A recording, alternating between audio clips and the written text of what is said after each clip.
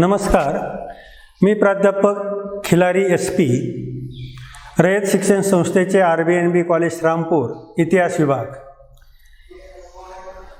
आजच्या या तासिकेला SYBA general मराठ्यांचा इतिहास 1630 ते 1707चा कालखंड आहे. या विषयामध्ये पहिलं प्रकरण मराठ्यांच्या इतिहासाची साधने व मराठी सत्तेचा उदय. या प्रकरणामध्ये आपल्याला मराठी भाषेतील इतिहासाची साधने अभ्यासायची आहेत. तत्पूर्वी मराठ्यांच्या इतिहासाची साधने अभ्यासत असताना इतिहास म्हणजे काय, इतिहास ही संकल्पना कशा पद्धतीने निर्माण झाली, या संदर्भात माहिती पाहणं आवश्यक ठरतं. इतिहास म्हणजे गतकाळात घडून गेलेल्या घटनांची मांडणी, वेगवेगळ्या प्रकारच्या घडामोडी, गतकाळातील विविध प्रकारचे बदल, ह्या सर्व गोष्टी इतिहास या संकल्पनेच्या सदरामध्ये मोडत असतात. इतिहास लिहित असताना वेगवेगळ्या प्रकारच्या साधनांची आवश्यकता असते.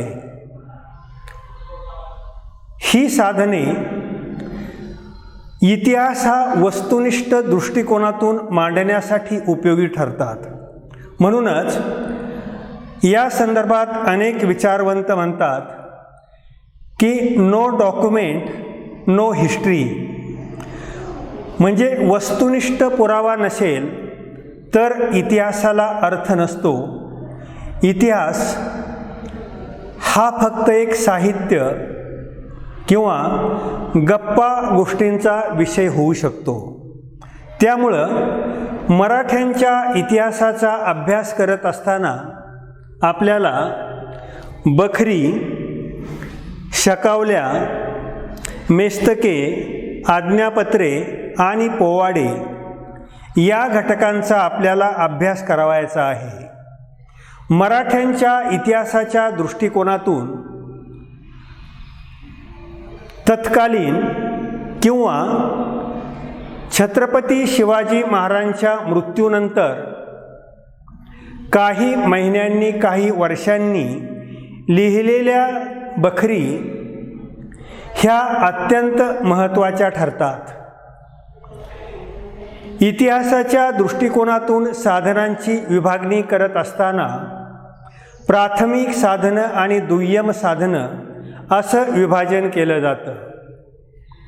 प्राथमिक साधनं ही अत्यंत महत्त्वाची असतात, परंतु अशा प्रकारची साधनं जर उपलब्ध नसतील तर दुय्यम साधनांनाही महत्त्व प्राप्त होतं किंवा ती महत्त्वाची ठरत असतात.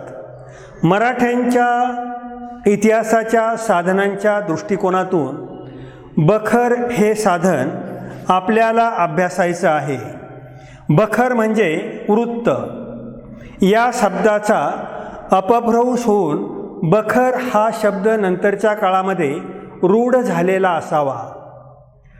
शिवाजी महाराजांच्या काळात व नंतरच्या काळामध्ये अनेक प्रकारच्या बखरींचं लिखाण केलेलं आपल्याला आढळून येतं, परंतु हे लिखाण स्मृतीच्या आधारावरती असल्यानं त्यात अनेक प्रकारच्या उणिवा राहून गेलेल्या आहेत.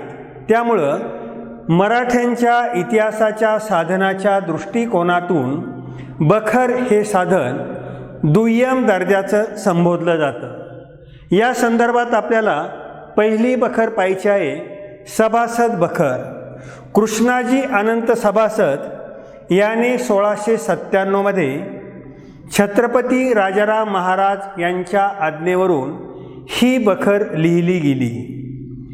अर्थात ही बखर कृष्णाजी अनंत सभासद यांच्या स्मृतीच्या आधारावर लिहिली गेल्या असल्यानं त्यात अनेक प्रकारच्या उणिवा राहिलेल्या आपल्याला आढळून येतात.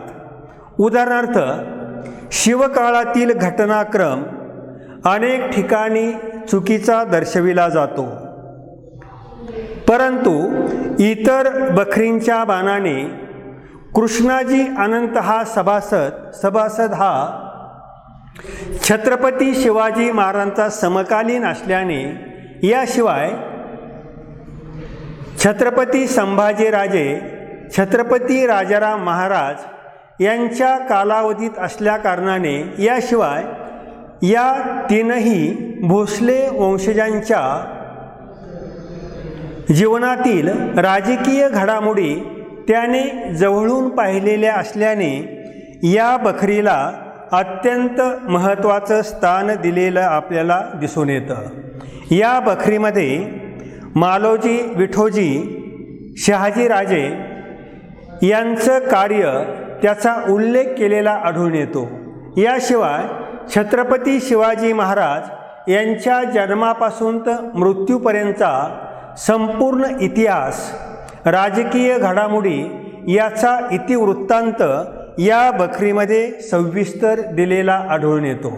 तसंच छत्रपती संभाजी महाराज आणि राजाराम महाराज यांच्याबद्दलची माहितीही या बखरीमध्ये दिलेली आढळून येते.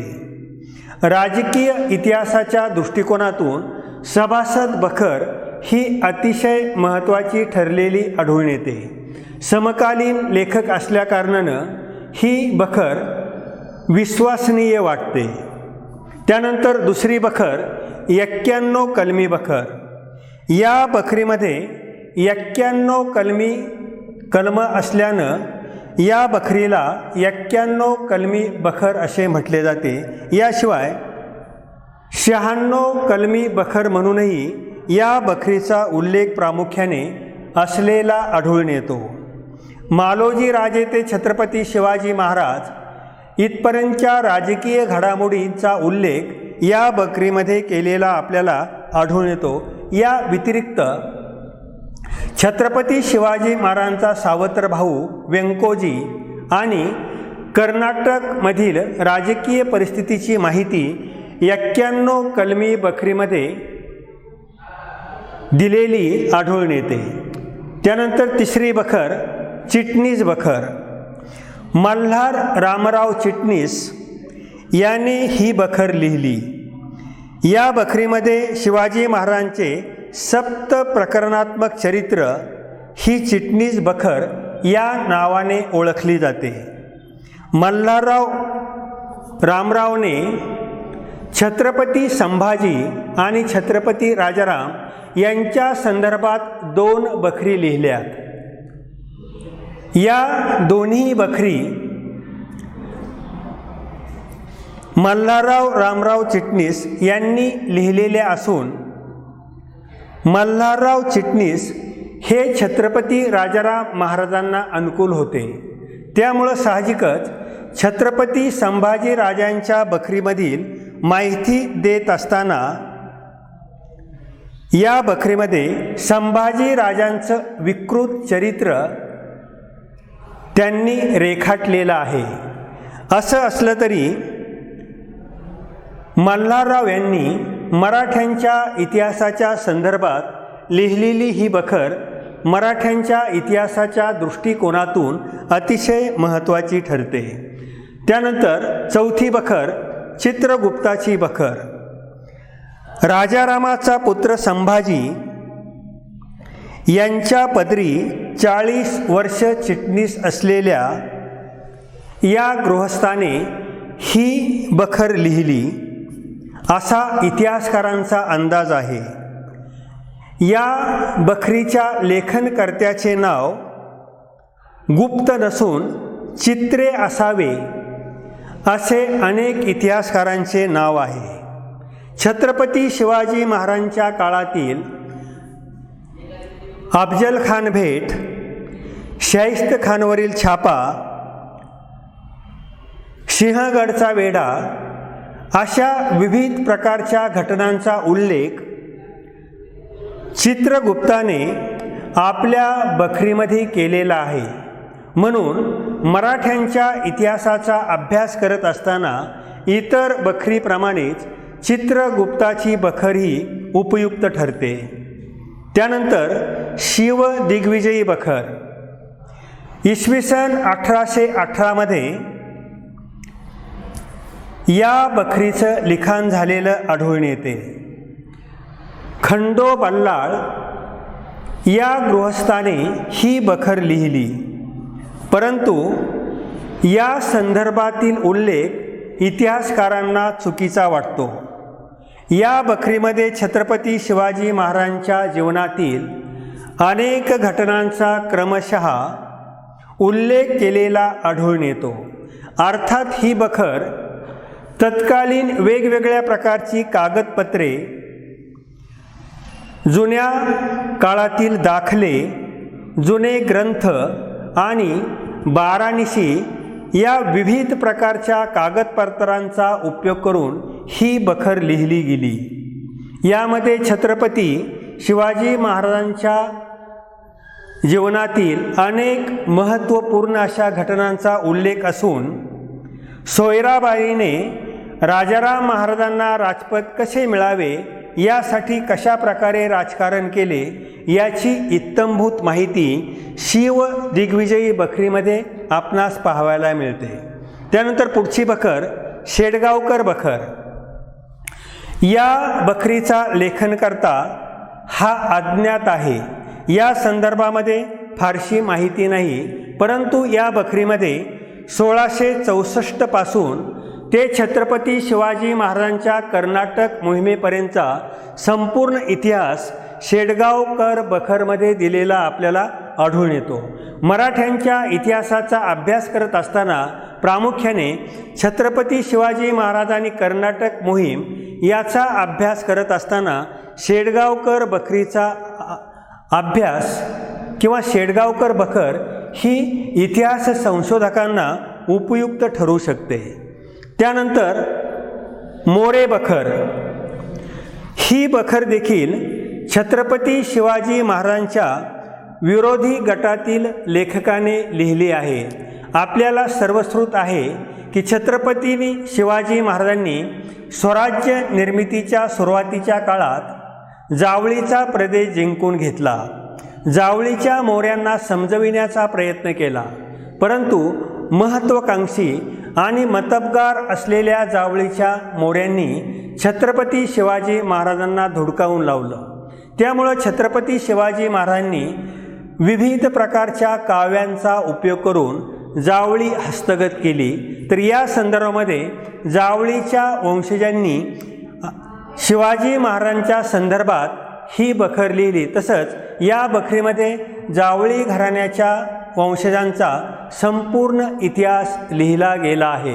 छत्रपती शिवाजी महाराज आणि जावळीवरील छापा या संदर्भातील शिवाजी महाराजांच्या विरोधकांनी लिहिलेली माहिती या बखरीमध्ये दिलेली आढळून येते. शिवाजी महाराजचा इतिहास विरोधकांच्या दृष्टिकोनातून या ठिकाणी आपल्याला या बखरीमधून पाहायला मिळतो. त्यानंतर दलपतरायाची बखर. दलपतरायाची बखर हे सुद्धा मराठ्यांच्या इतिहासाच्या दृष्टिकोनातून अत्यंत महत्त्वाचं साधन आहे. मोगल दरबारातील म्हणजेच छत्रपती शिवाजी महाराजांच्या विरोधी गटातील व्यक्तीने लिहिलेली ही बखर. त्यामुळं शत्रूंच्या दृष्टिकोनातून शिवाजी महाराज कसे होते या दृष्टिकोनातून संशोधकांना या बखरीतून शिवाजी महाराजांचं व्यक्तिचित्र उलगडण्यास मदत होते. याशिवाय या बखरीमध्ये शिवछत्रपती महाराजांच्या काळातील अनेक घटनांचा तारीखवार तपशील दिलेला आढळून येतो की जो तपशील स्वकीयांनी लिहिलेल्या बखरीमध्ये आढळून येत नाही. त्यामुळं दलपतरायाची विरोधी गटातील व्यक्तीने लिहिलेली ही बखर मराठ्यांच्या इतिहासाच्या दृष्टिकोनातून अत्यंत उपयुक्त ठरते. आपण पहिल्या घटकामध्ये बखरींचा अभ्यास केला. बखरी ह्या दुय्यम दर्जाचं साधन जरी असलं तरी मराठ्यांच्या दृष्टिकोनातून समकालीन लेखकांनी लिहिलेल्या असल्या कारणानं मराठ्यांच्या इतिहासाचा अभ्यास करण्यासाठी त्या अत्यंत उपयुक्त ठरतात. याशिवाय या बखरींचं संबंध इतर साधनांशी जोडून मराठ्यांच्या इतिहासाची वस्तुनिष्ठ माहिती मिळवण्याचा प्रयत्न इतिहास तज्ज्ञ करीत असतात. त्या दृष्टिकोनातून बखरी ह्या मराठ्यांच्या इतिहासाच्या दृष्टिकोनातून अत्यंत महत्त्वाच्या गणल्या जातात. त्यानंतर ब आकडा शकावल्या. मराठ्यांच्या इतिहासाच्या दृष्टिकोनातून शकावल्या हे अत्यंत महत्त्वाचं साधन मानलं जातं. काही मराठ्यांच्या घराण्यामध्ये शक संवत्सरातील महत्त्वाच्या घटना नोंद करण्याची पद्धत होती. याशिवाय मुस्लिम सत्ताधीश आल्यानंतर मुस्लिम सत्ताधीशा किंवा दरबारातील वेगवेगळ्या प्रकारच्या सरदारांनी अनेक प्रकारच्या रूढ पद्धतीनं शकावल्या लिहिल्या होत्या. त्याचंच अनुकरण नंतरच्या काळामध्ये मुस्लिम सत्ताधीशांबरोबरच किंवा सरदारांबरोबरच मराठी सरदारांनी केलेलं आपल्याला आढळून येतं. त्यामुळं या शकावल्यांना मराठ्यांच्या इतिहासामध्ये अतिशय महत्त्वाचं स्थान असलेलं आढळून येतं. त्यातील पहिली शकावली म्हणजे जेधे शकावली. जेधे घराण्यातील अनेक सरदारांनी भोसले घराण्याच्या पदरी चाकरी केलेली आढळून येते. शहाजी राजे यांच्या पदरी जेध्यांनी चाकरी केलेले उल्लेख यामध्ये आढळून येतात. या जेधे घराण्यातील शकावलीमध्ये छत्रपती शिवाजी महाराजांच्या जन्मापासून तर जवळजवळ 1691 पर्यंतच्या छत्रपती शिवाजी महाराजांच्या कारकिर्दीतील अनेक घडामोडींचा उल्लेख जेधे शकावलीमध्ये प्रामुख्याने मिळतो.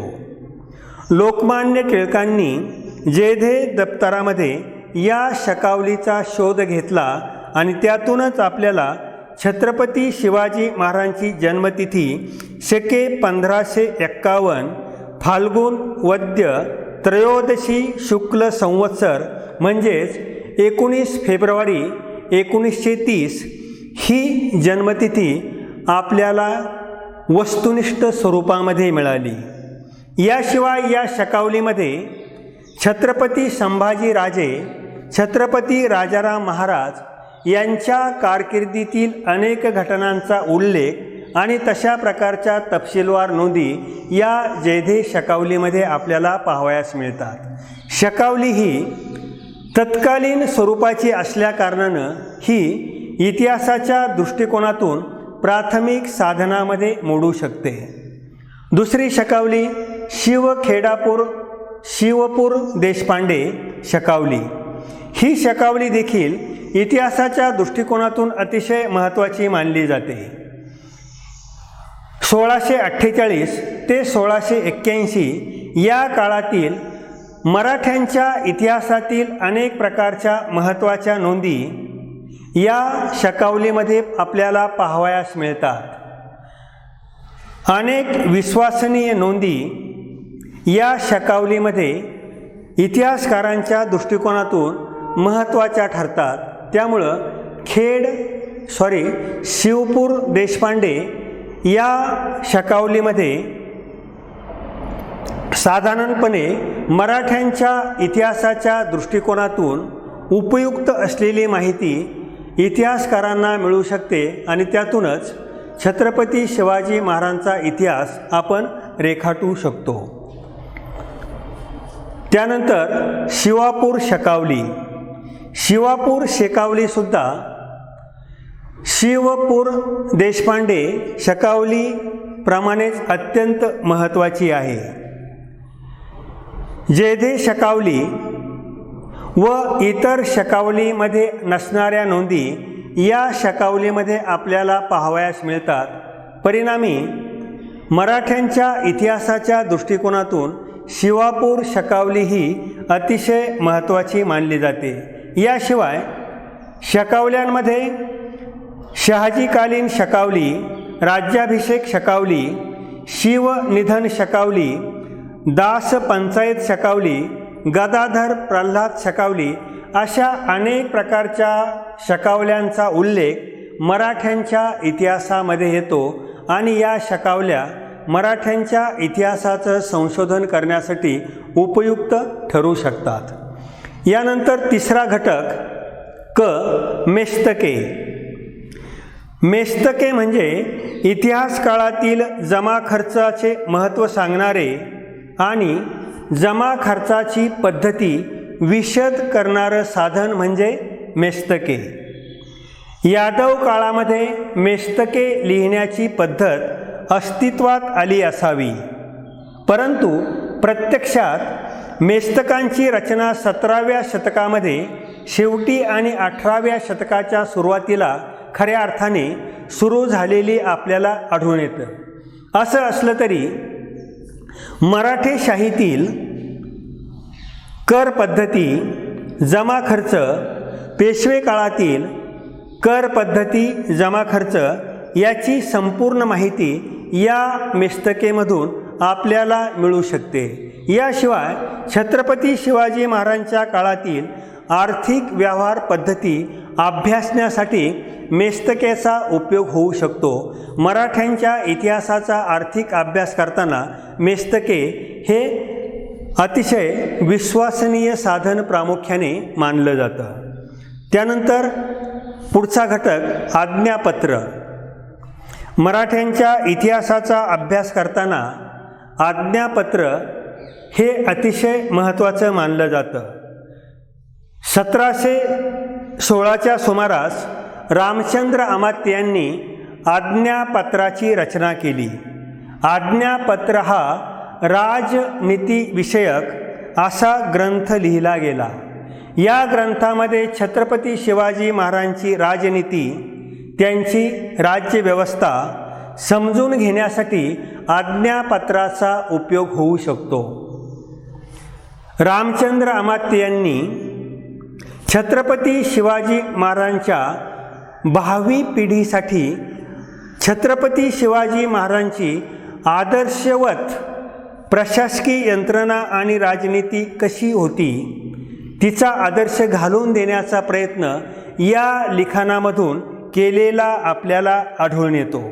याशिवाय या आज्ञापत्रामध्ये शिवाजी महाराजांचं प्रशासन, शिवाजी महाराजांची कल्याणकारी राज्याची निर्मिती, शिवाजी महाराजांची गडकोटाची निर्मिती, लष्कर व्यवस्था, महसूल व्यवस्था, वतनदार, सावकार, जमीनदार यांच्या संदर्भात असलेली ध्येय धोरणे या सर्व गोष्टींचा उल्लेख रामचंद्र अमात्यांनी आपल्या आज्ञापत्रामध्ये केलेला आढळून येतो। छत्रपती शिवाजी महाराजांचं राज्यव्यवस्थेचं मर्म जर आपल्याला खऱ्या अर्थाने समजून घ्यायचं असेल तर आज्ञापत्राचा उपयोग उत्कृष्ट पद्धतीनं करून घ्यावा लागतो आणि मराठ्यांचा इतिहास अभ्यासण्यासाठी शिवकाळातील प्रशासन व्यवस्था समजून घ्यायची असेल तर हे उत्तम प्रतीचं साधन ठरू शकतं। त्यानंतर पुढचा घटक पोवाडे। छत्रपती शिवाजी महाराजांच्या काळामध्ये अनेक प्रकारचे पोवाडे लिहिले गेले आहेत। या पोवाड्याचं जतन महाराष्ट्रातील गोंधळी वर्ग करत असतो। अर्थात पोवाड्यामध्ये वीररसाचं वर्णन असतं। अनेक घटना खुलवण्यासाठी वीररसाचा उपयोग केला जातो। रचनेमध्ये बहुतांशी कल्पना विलास असतो।